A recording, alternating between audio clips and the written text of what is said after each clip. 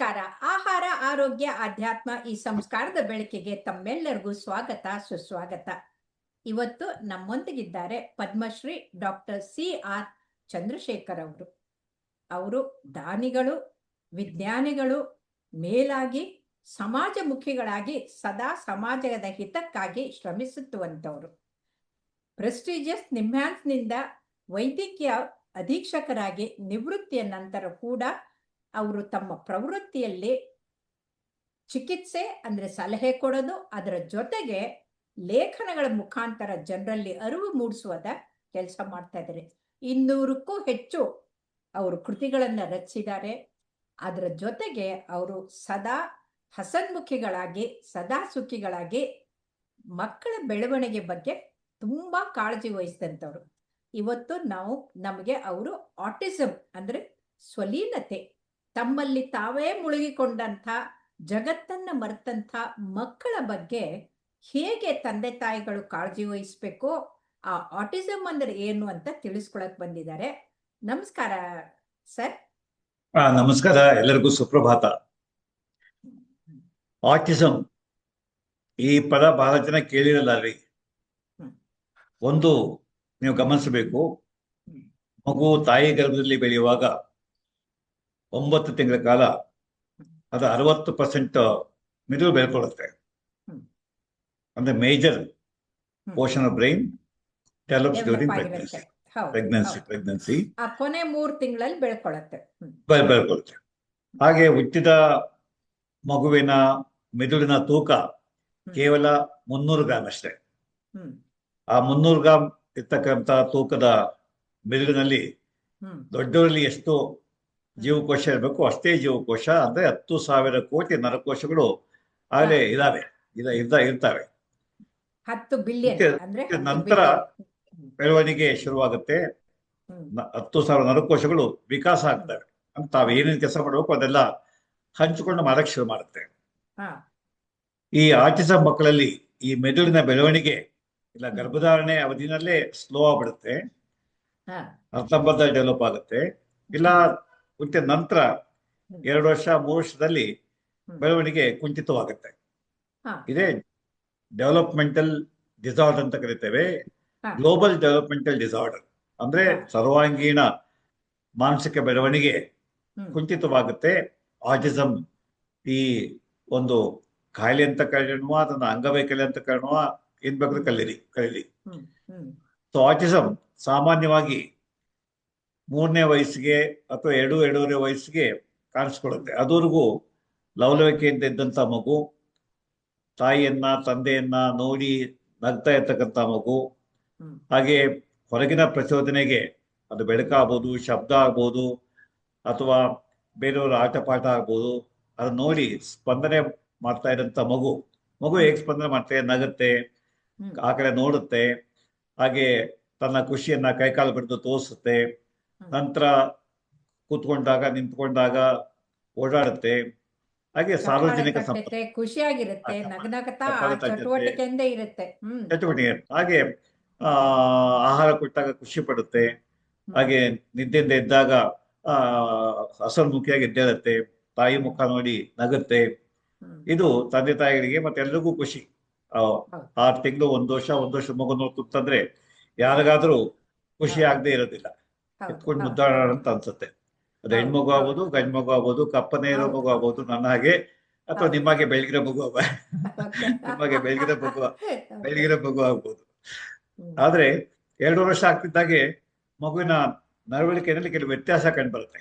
ಅಂದಗೇನು ಮಗು ನಿಮ್ಮಲ್ಲಿ ಕಣ್ಣಲ್ಲಿ ಕಣ್ಣಿಟ್ಟು ನೋಡೋದಿಲ್ಲ, ತಾಯಿ ಕಡೆ ನೋಡೋದಿಲ್ಲ, ತಂದೆ ಕಡೆ ನೋಡೋದಿಲ್ಲ, ಅಣ್ಣನ ಕಡೆ ನೋಡೋದಿಲ್ಲ, ಬೇರೆ ಮಕ್ಕಳ ಕಡೆ ನೋಡೋದಿಲ್ಲ, ತನ್ನ ಪರಿಸರವನ್ನ ಅದು ಗಮನಿಸೋದೇ ಇಲ್ಲ.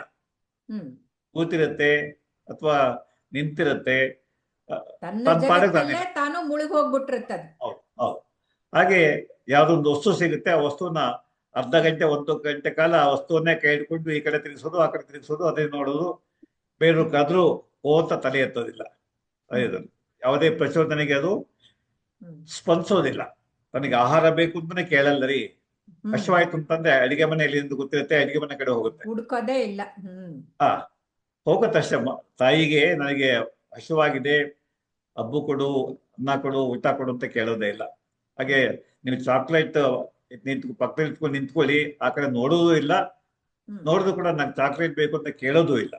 ಅಂದ್ರೆ 3 ಮುಖ್ಯವಾದ ಲಕ್ಷಣಗಳು. ಒಂದು, ಕಮ್ಯುನಿಕೇಶನ್ ಇಲ್ಲ, ಭಾಷೆಯ ಮುಖಾಂತರ ಕಮ್ಯುನಿಕೇಶನ್ ಇಲ್ಲ, ಸಂಪರ್ಕ ಇಲ್ಲ, ಮುಖಭಾವದಲ್ಲಿ ಸಂಪರ್ಕ ಇಲ್ಲ, ಆಂಗಿಕ ಲಕ್ಷಣಗಳಲ್ಲಿ ಎತ್ಕೊಂತ ಬೇರೆ ಮಕ್ಕಳು ಕೈ ಚಾಚ್ತವೆ, ಈ ಮಗು ಅದನ್ನ ಮಾಡೋದೇ ಇಲ್ಲ. ಎತ್ಕೊಂಡ್ರೆ ಬೊಂಬೆ ಎತ್ಕೊಂಡಾಗುತ್ತೆ, ನಿಮ್ಮನ್ನು ತಪ್ಕೊಳ್ಳೋದಿಲ್ಲ. ಹಾಗಾಗಿ ಒಂದು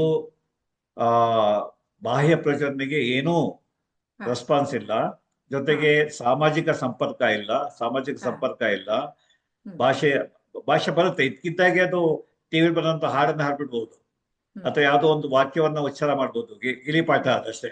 ಆದ್ರೆ ಅರ್ಥಪೂರ್ಣವಾಗಿ ಮಾತುಗಳನ್ನ, ಪದಗಳನ್ನ ಅದು ಬಳಸುವುದಿಲ್ಲ, ಬೇರೆಯವ್ರ ಜೊತೆ ಕಮ್ಯುನಿಕೇಟ್ ಮಾಡೋದಿಲ್ಲ, ತನ್ನ ಬೇಕು ಬೇರೆಗಳನ್ನ ಹೇಳೋದಿಲ್ಲ. ಹಾಗೆ ಕೈ ಬಾಯಿ ಹಿಂಗೆ ತಿರ್ಸ್ಕೊಂಡು ತನ್ನಲ್ಲಿ ತಾನೇ ನೋಡ್ಕೊಂಡು ಸ್ವಲೀನತೆ ಅಂತ ಕನ್ನಡದಲ್ಲಿ, ತನ್ನಲ್ಲಿ ತಾನು ಲೀನವಾಗ್ಬಿಡ್ತೈತೆ. ಅದಕ್ಕೆ ಹೊರಗಿನ ಪ್ರಪಂಚ ಇದೆ ಅಂತ ಗೊತ್ತೇ ಇಲ್ಲ. ನೀವು ಪಕ್ಕದಲ್ಲಿ ಕೂತ್ಕೊಳ್ಳಿ, ಅರ್ಧ ಗಂಟೆ ಕೂತ್ಕೊಳ್ಳಿ, ನಿಮ್ ಕಡೆ ಅದು ನೋಡೋದು ಇಲ್ಲ. ನೀವು ಬೆನ್ ತಟ್ಟಿ ಮರಿ ಚೆನ್ನಾಗಿದೆಯೇನೋ ಹೇಗಿದ್ಯೋ ಅಂತ ಕದ್ರೆ ನಿಮ್ಗೆ ಏನು ರೆಸ್ಪಾನ್ಸ್ ಕೊಡಲ್ಲ. ಇದು ಇದು ಒಂದು attention deficit with hyperactivity, ಅದೇ ಬೇರೆ ಇದು ಬೇರೆ, ಹೇಗೆ ವ್ಯತ್ಯಾಸ ಸರ್ ಅದಕ್ಕೂ ಇದಕ್ಕೂ? ಅದೇ ಅಲ್ಲಿ ಅಟೆನ್ಷನ್ ನಲ್ಲಿ ಏಕಾಗ್ರತೆ ಇಲ್ಲ, ಚಂಚಲ ಮನಸ್ಸು.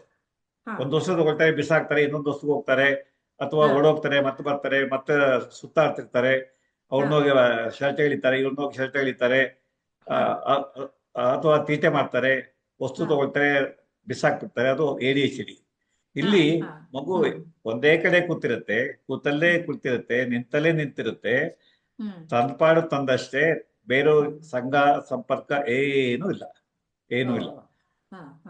ತನ್ನದಾಗ ದಿಗ್ಭ್ರಮೆ ಮಾಡುತ್ತೆ. ಇದ್ರಿಗೂ ಮಾತಾಡ್ತಿಲ್ಲ ಮಗು, ಈಗ ಮಾತಾಡ್ತಿಲ್ಲ, ಕಣ್ಣಲ್ಲಿ ಕಣ್ಣಿಟ್ಟು ನೋಡೋದಿಲ್ಲ, ಮುಖದಲ್ಲಿ ಮುಖ ಕೊಟ್ಟು ಮಾತಾಡೋದಿಲ್ಲ.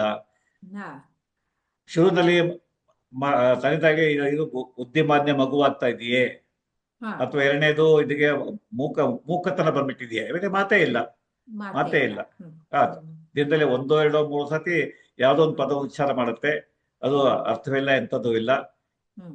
ಯಾವ್ದೋ ಹಾಡನ್ನ ಹೇಳುತ್ತೆ, ಅದಕ್ಕೆ ಅರ್ಥವಿಲ್ಲ, ಎಂಥದ್ದು ಇಲ್ಲ. ಸೊ ಕಮ್ಯುನಿಕೇಶನ್ ಇಲ್ಲ, ಸೋಷಿಯಲೈಸೇಷನ್ ಇಲ್ಲ. ಇದು ಬಹಳ ಮುಖ್ಯ. ತನ್ನ ವಯಸ್ಸಿನ ಮಕ್ಕಳ ಜೊತೆ ಅಥವಾ ಚಿಕ್ಕ ವಯಸ್ಸಿನ ಮಕ್ಕಳ ಜೊತೆ, ದೊಡ್ಡವ್ರ ಜೊತೆ ಮನೆಗೆ ನೆಂಟು ಬಂದು ಎತ್ಕೊಂಡು ತುಂತಂದ್ರೆ ಅದಕ್ಕೆ ಏನು ರೆಸ್ಪಾನ್ಸ್ ಇಲ್ಲ. ಅಲ್ಲಿ ಒಂದು ಬೊಂಬೆ ಎತ್ಕೊಳ್ಳೋದು ಅಂದ್ರೆ ಕಂಜನೈಟಲ್ ಹೈಪೋಥೈರಾಯ್ಡಿಸಮ್ ಅಂತಾರಲ್ಲ, ಬುದ್ಧಿಮಾಂದ್ಯ ಬರೋದು, ಅದೇ ಬೇರೆ, ಇದೇ ಬೇರೆ. ಗೊತ್ತಾಗೋದು ಸರ್ ಈ ಮೂರಕ್ಕೂ ಡಾಕ್ಟರ್ ಗೊತ್ತಾಗುತ್ತೆ, ನಾವು ನೋಡ್ಬೇಕು, ಪೀಡಿಯಾಟ್ರಿಷಿಯನ್ ನೋಡ್ಬೇಕಾಗತ್ತೆ. ಕ್ರಿಟಿಸಿಸಮ್, ಹೈಪೋಥೈರಾಯ್ಡಿಸಮ್ ಲಕ್ಷಣ ಇದೆಯೇ, ಅಥವಾ IQ ಕಮ್ಮಿ ಆಗ್ತಿದೆಯೇ, ಮೆಂಟಲ್ ಟಾರ್ಡೇಷನ್, ಆಮೇಲೆ ಆಟಿಸಮ್, ಮತ್ತೆ ನೀವು ಹೇಳಿದಾಗ ADHD, 3 ಕನ್ಫ್ಯೂಷನ್ ಆಗುತ್ತೆ. ಹಾಗಾಗಿ ತರಬೇತಿ ಪಡೆದಂತ ಪೀಡಿಯಾಟ್ರಿಷಿಯನ್ ಅಥವಾ ತರಬೇತಿ ಪಡೆದಂತ ಮನೋವೈದ್ಯ ಅಬ್ಸರ್ವ್ ಮಾಡಿ ಹೇಳ್ಬೇಕಾಗ್ತದೆ, ಇದು ಆಟಿಸಮ್ ಅಥವಾ ADHD-ನ, ಮೈಲ್ಡ್ ADHD-ನ, ಅಥವಾ ಬುದ್ಧಿಮಾಂದ್ಯತೆನ, ಅಥವಾ ನೀವು ಹೇಳಿದಾಗೆ ಕ್ರಿಟಿನಿಸಮ್, ಅಥವಾ ಇನ್ಯಾವುದೇ ಕಾಂಜನಿಟಲ್ ಡಿಸಾರ್ಡರ್ಸ್ ಆಗ್ಬೋದು. ಹೌದು, ಬೆಳವಣಿಗೆ ಕುಂಠಿತವಾಗುತ್ತೆ. ಮೂರನ್ನು ವ್ಯತ್ಯಾಸಗೊಳಿಸಿದ್ರೆ ಮೂರಕ್ಕೂ ಟ್ರೀಟ್ಮೆಂಟ್ ಬೇರೆ ಬೇರೆ ಆಗುತ್ತೆ. ಬೇರೆ ADHD-ಗೆ ಮುಖ್ಯವಾಗಿ ಹೈಪರ್ ಆಕ್ಟಿವಿಟಿ ಕಮ್ಮಿ ಆಗುವಂತ ಔಷಧಿ ಹಾಕ್ಬೇಕು, ಜೊತೆಗೆ ಅದಕ್ಕೆ ಟ್ರೈನಿಂಗ್ ಕೊಡ್ಬೇಕಾಗತ್ತೆ. ಹಾಗೆ ಬುದ್ಧಿಮಾಂದ್ಯತೆಯಲ್ಲಿ ಮೆದುಳಿನ ಬೆಳವಣಿಗೆಗೆ ಪ್ರಚೋದನೆ ಸಿಗಬೇಕಾದ್ರೆ ಅಲ್ಲೂ ಟ್ರೈನಿಂಗೇನೆ. ಆಟಿಸಮ್ ನಲ್ಲಿ ಮಾತ್ರ ತರಬೇತಿಯೇ ಮುಖ್ಯವಾದಂತ ವಿಧಾನ. ಹಾಗಾಗಿ ಆಟಿಸಮ್ ಇದೆಯಾ ಅನ್ನೋದಕ್ಕೆ ಟೆಸ್ಟು ಇದೆ, ಸೈಕಾಲಜಿಸ್ಟ್ ಟೆಸ್ಟ್ ಮಾಡ್ತಾರೆ. ಮಗು ವಿವಿಧ ಪ್ರಚೋದನೆಗೆ ಹೇಗೆ ರೆಸ್ಪಾಂಡ್ ಮಾಡುತ್ತೆ. ಒಂದು ಬೊಂಬೆ ರೆಸ್ಪಾಂಡ್ ಮಾಡ್ತಾವ, ನಾಯಿ ಮರಿ ರೆಸ್ಪಾಂಡ್ ಮಾಡ್ತಾವ, ಚಿತ್ತ ತೋರಿಸಿ ಚಿತ್ತ ನೋಡುತ್ತಾ ಹೇಳುತ್ತಾ.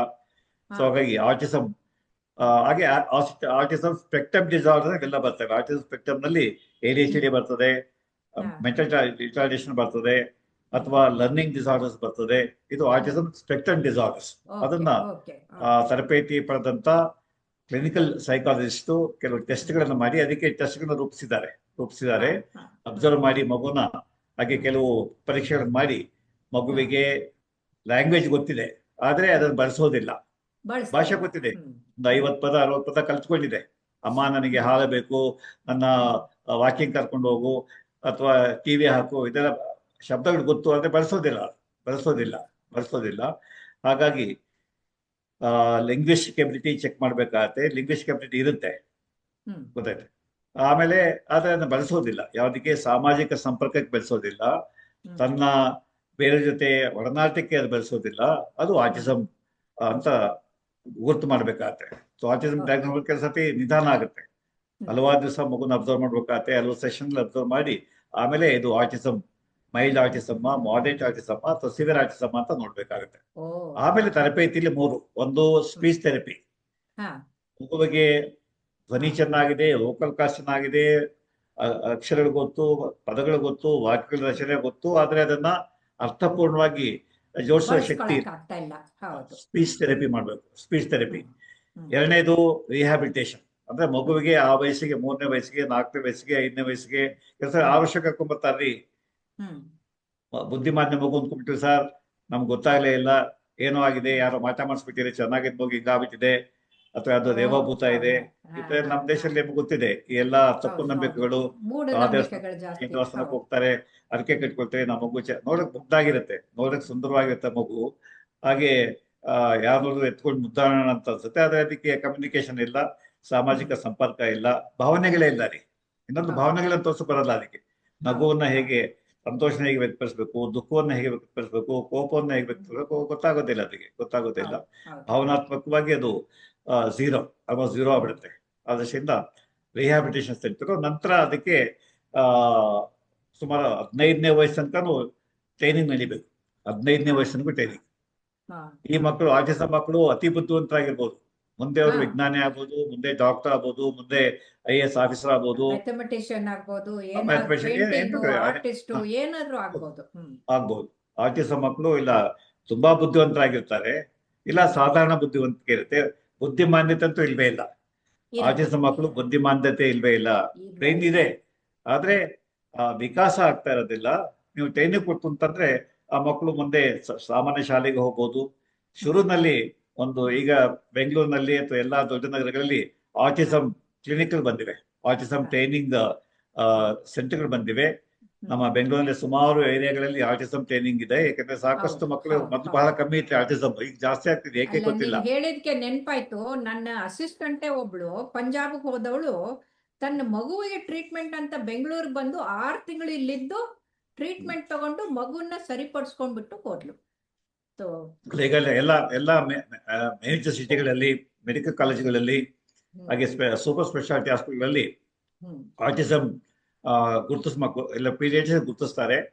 ಯಾಕಂದ್ರೆ ಮಕ್ಕಳು ಪೀಡಿಯಾಟ್ರಿಷಿಯನ್ ಹೋಗ್ತಾರೆ, ಫಸ್ಟ್ ಮಕ್ಕಳ ತಜ್ಞ ಹತ್ರ ಹೋಗ್ತಾರೆ, ಗುರುತಿಸಿ ಅವರು ಆಟಿಸಮ್ ಸೆಂಟರ್ಗೆ ರೆಫರ್ ಮಾಡ್ತಾರೆ. ಬೆಂಗಳೂರಲ್ಲಿ ಸಾಕಷ್ಟು ಆಟಿಸಮ್ ಸೆಂಟರ್ಗಳಿದ್ದಾವೆ. ನಮ್ಮ ಸೆಂಟ್ ಜಾನ್ಸ್ ಮೆಡಿಕಲ್ ಕಾಲೇಜ್ನಲ್ಲಿ ಲೀಲಾ ರಾಮನ್ ಅಂತಿದ್ದಾರೆ. She is one of the authority on autism. Doctor Leela Raman ಅಂತ, ನಾನ್ ಸ್ಟೂಡೆಂಟೇನೆ, ಇಲ್ಲಿ ಸೈಕಾಟ್ರಿ ಡಿಪಾರ್ಟ್ಮೆಂಟ್ ಇದ್ದಾರೆ. She runs A special clinic and online training ಎಲ್ಲ ಕೊಡ್ತಾರೆ ಟೀಚರ್ಸ್ಗೆ, ಮತ್ತೆ ಬೇರೆಯವ್ರಿಗೆಲ್ಲ ಟ್ರೈನಿಂಗ್ ಕೊಡ್ತಾರೆ. ಹಾಗಾಗಿ ತಂದೆ ತಾಯಿಗಳು ಮತ್ತೆ ಟೀಚರ್ಸು ಇದನ್ನ ಅರ್ಥ ಮಾಡ್ಕೊಂಡು ಈ ಮಗುವನ್ನ ಬುದ್ಧಿಮಾನ್ಯ ಮಗು ಅಂತ ತಪ್ಪಾಗಿ ತಿಳಿಬಾರ್ದು, ಈ ಮಗು ADHD ಮಗು ಅಂತ ತಪ್ಪಾಗಿ ತಿಳಿಬಾರ್ದು, ಅಥವಾ ಈ ಮಗು ಶಾಪಗ್ರಸ್ತ ಮಗು ಅಂತ ಅನುಕಂಪ ತೋರಿಸೋ ಅವಶ್ಯಕತೆ ಇಲ್ಲ, ಅಥವಾ ನಿರ್ಲಕ್ಷ್ಯ ಮಾಡೋ ಅವಶ್ಯಕತೆ ಇಲ್ಲ. ಆಟಿಸಮ್ ಮಕ್ಕಳನ್ನ 15-16 ಅಡೋಸೆಂಟ್ ಪೀರಿಯಡ್ ಮುಗಿಯೋ ತನಕನೂ ಅವರಿಗೆ ಮಾರ್ಗದರ್ಶನ. ಮುಂದೆ ಅವರು ಸ್ವತಂತ್ರವಾಗಿ, ಸ್ವಾವಲಂಬಿಯಾಗಿ, ಬುದ್ಧಿವಂತರಾಗಿ ಸಮಾಜಕ್ಕೆ ಅಸೆಟ್ ಆಗಿ ಬೆಳೀತಾರೆ. ತುಂಬಾ ತುಂಬಾ ತುಂಬಾ ಧನ್ಯವಾದಗಳು ಡಾಕ್ಟರ್ ಚಂದ್ರಶೇಖರ್ ಅವರೇ. ಯಾಕಂತಂದ್ರೆ ಎಷ್ಟೋ ಜನ ನೀವು ಹೇಳಿದ ಹಾಗೆ ತಪ್ಪು ಕಲ್ಪನೆಯಲ್ಲಿ ಹೋಗೋದ್ರ ಬದಲು ಸಕಾಲಕ್ಕೆ ವೈದ್ಯರ ಹತ್ರ ಬಂದು ಚಿಕಿತ್ಸೆ ಕೊಡಿಸಿ ಅದಕ್ಕೆ ಟ್ರೈನಿಂಗ್ ಕೊಟ್ಟು ಆ ಮಗುವನ್ನ ಸತ್ಪ್ರಜೆಯಾಗಿ ಬೆಳೆಸೋದು ತಂದೆ ತಾಯಿಗಳ ಕರ್ತವ್ಯ ಅಂತ. ಇದೊಂದು ಚಾಲೆಂಜ್, ಬರೀ ಒಂದ್ ತಿಂಗಳಲ್ಲಿ ಆಗೋದಿಲ್ಲ. ಚಾಲೆಂಜ್ ಆಗಿ ಹಲವಾರು ವರ್ಷ ಟ್ರೈನಿಂಗ್ ನಡಿಬೇಕಾಗತ್ತೆ. ಮಕ್ಕಳು ಖಂಡಿತ ಸುಧಾರಣೆ ಆಗುತ್ತೆ. ತುಂಬಾ ಧನ್ಯವಾದಗಳು ಸರ್. ನಮಸ್ಕಾರ.